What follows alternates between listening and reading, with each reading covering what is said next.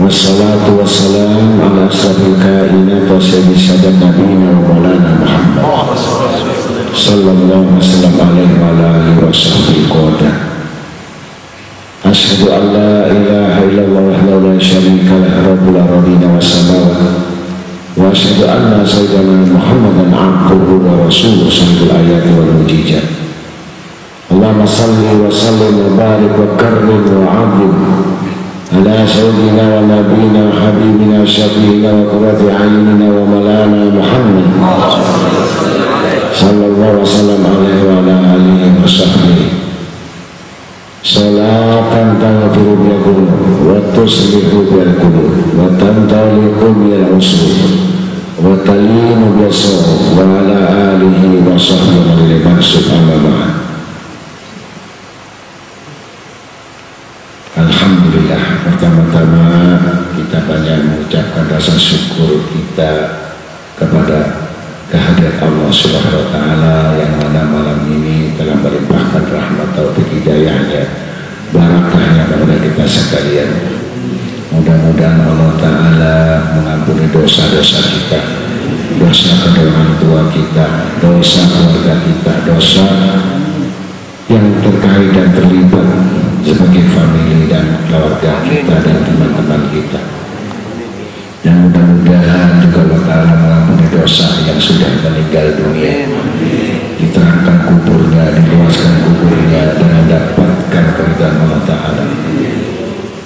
Selawat serta salam pujian kita kepada baginda Nabi Syafi'i Muhammad SAW bersama keluarga dan para sahabatnya semuanya. Mudah-mudahan bacaan selawat kita senantiasa menjadi saksi kelak di hari kiamat.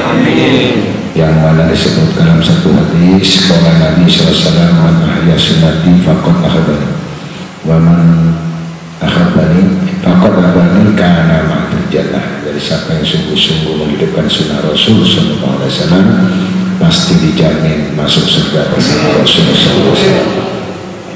Para hadirin hadirat yang sama-sama dimuliakan Allah Ta'ala, yang mana malam ini kita membahas bab hati. Maka hati ini diibaratkan adalah rumah. Rumah itu tergantung apa yang isinya. Tentu kalau di dalam pengertian mengisi perabotan yang bagus, ya, hiasan yang bagus, semuanya jangan sampai yang tidak bagus. Kalau perabotan yang berantakan masuk dalam rumah ya tidak bagus. Penyucian dari hati kitanya adalah zikir Allah. Nah, zikir ini menurut ilmu Tarekat tidak cukup hanya baca 100 kali la ilaha illallah. Bahkan Imam Ghazali mendawamkan zikirnya la ilaha illallah 1000 kali. Kalau di dalam bentuk untuk kita suluk, artinya jalan menempuh, kita berarti berpikir sampai 100.000 satu hari.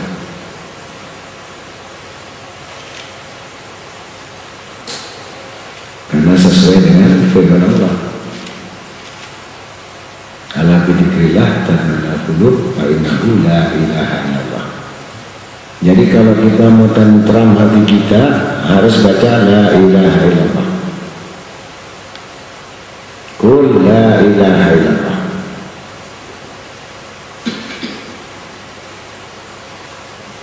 Kalau sudah berbicara masalah hati, ini ada dua cara. Apakah kita berusaha memperbaiki dengan dohir? Kalau secara syariat dohirnya kita jangan batal wudu, jangan meninggalkan sholat jamaah, jangan meninggalkan sholat-sholat sunnah di nawafil menambah. Bahkan Rasulullah SAW menganjurkan sampai sholat sunnah ini 40 rakaat, 40 hari. Ini penyakit dari penyakit nifak.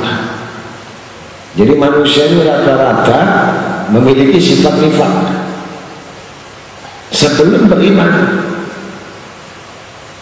kemunafikan. Yang dimaksudkan munafik di sini adalah penyimpangan hati. Bukan munafik yang dimaksudkan yang ada disebut janji ingkar, bicara dusta, kalau amanah khianat. Yang keempat, malas. Orang yang malas ini sudah masuk munafik. Karena kemalasan itu akan membuat kebodohan, sedangkan kebodohan itu akan membuat kebinasaan, musibah.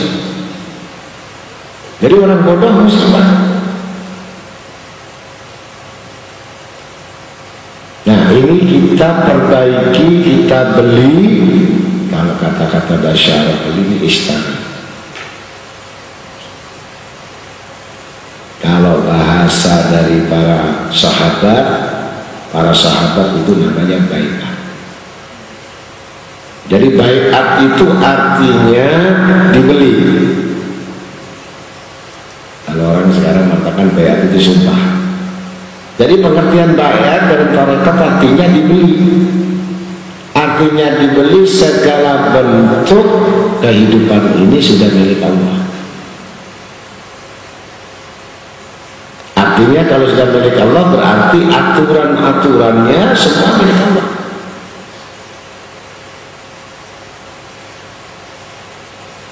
Kalau untuk mengenal Allah,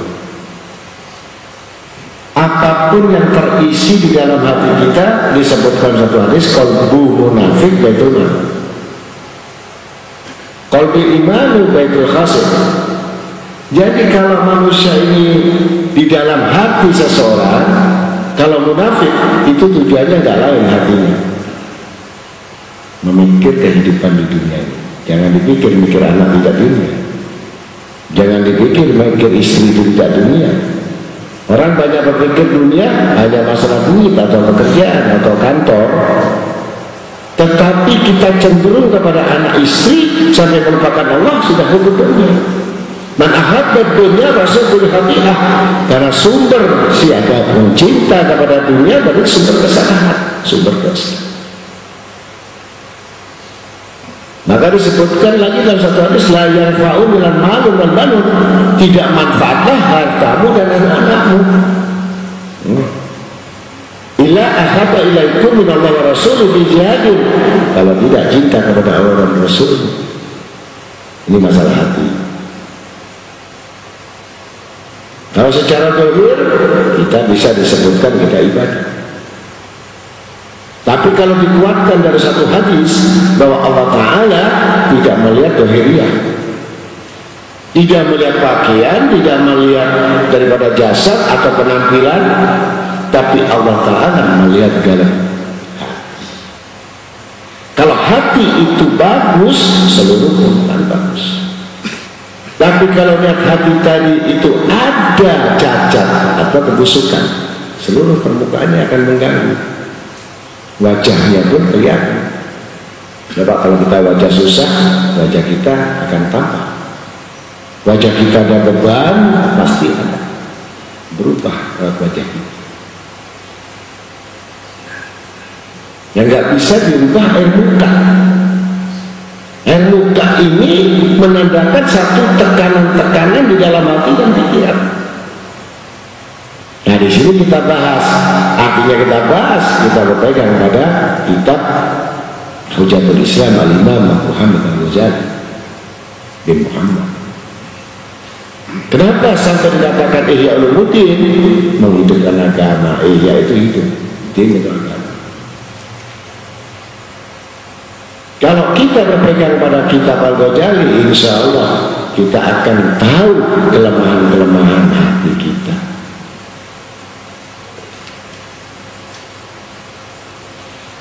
Maka qala Nabi Muhammad SAW, laula ana syayatin yahumuna ala qulubi bani adam wa nadaru ila malakuti sama sedekah Rasul, yang mana Nabi SAW bersabda, jikalau tidaklah setan-setan itu mengelilingi hati anak Adam atau manusia, niscaya mereka itu melihat ke alam malakut atau langit.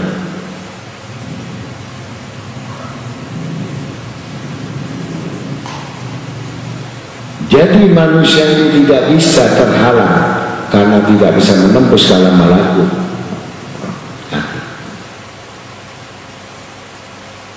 Sifat hati ini fitrah, maka diisi dengan hawa dan nafsu itu beda. Hawa itu satu keinginan di mana manusia ini cenderung, yang dimaksudkan cenderung di sini adalah condong dalam hidup di dunia. Kalau bahasanya itu akal-akalan. Banyak siasat ini manusia. Nafsu, nah, dorongan kuat. Udah ada hawa kepingin, dorong aja nafsu. Dua. Yang ketiga, setan. Ya, setan musuhnya. Yang keempat, hukum dunia, cenderung kepada dunia. Nah, ini yang paling berat ini adalah nomor 4. Kalau untuk urusan orang-orang takwa,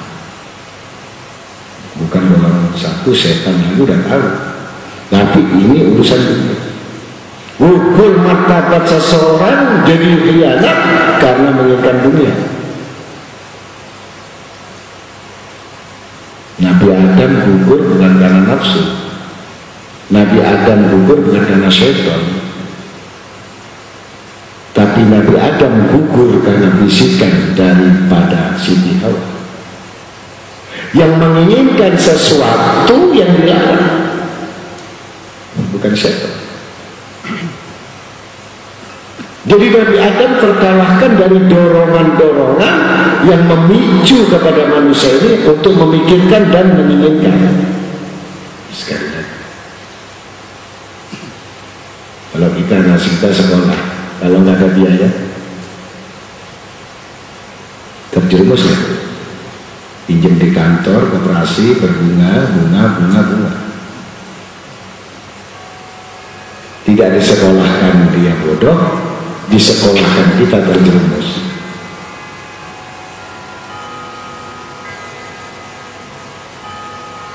Kita nuruti satu anak itu atau istri kita untuk penampilan bagus, asal nggak malu dengan tetangga, asal nggak malu dengan keluarga, ini sudah ria. Kalau sudah cenderung kita kepada dunia ini, ada kulun hijab, itu dinding. Ini pekerjaan yang 4 tadi mengelilingi.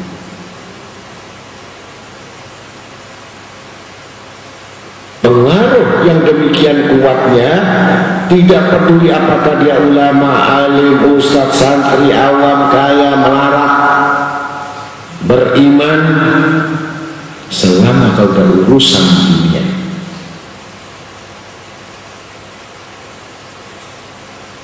Tidak ada yang dilaknat oleh Allah Ta'ala. Al-ma'un, mal'un, 2 perkara. Makhluk yang paling dibenci oleh Allah Ta'ala 2. Yang pertama syaitan,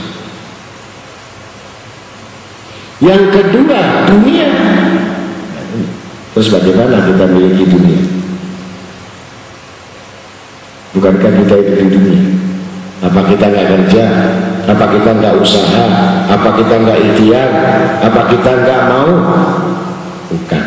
Yang dimaksudkan oleh Imam Ghazali, kata-kata zuhud, menjauhlah kepada dunia ini, artinya tidak masuk dalam hati. Letakkan urusan dunia di tangan, bukan di hati, bukan di pikiran. Kalau sudah di pikiran, maka termasuk penyimpangan. Ini disebut kelalaian. Kalau masuk di dalam hati, kekacauan.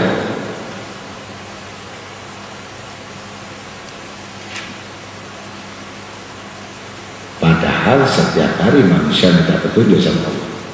Kalau kita sembahyang, nggak usah doa, udah di sholat sudah minta petunjuk. Ihdinas siratal mustaqim, berikan jalan yang lurus. Bukan berikan saya kaya, tapi berikan saya jalan yang dapat nikmat. Siapa yang dapat nikmat? Ni'amillahi wa ta'ala. Orang yang dapat nikmat dari Allah Ta'ala ini yang bisa dirasakan adalah orang-orang yang beriman. Orang yang beriman gembira, orang yang beriman beruntung. Tidak disebutkan dalam Al-Quran orang kaya pasti gembira atau orang melarat pasti gembira.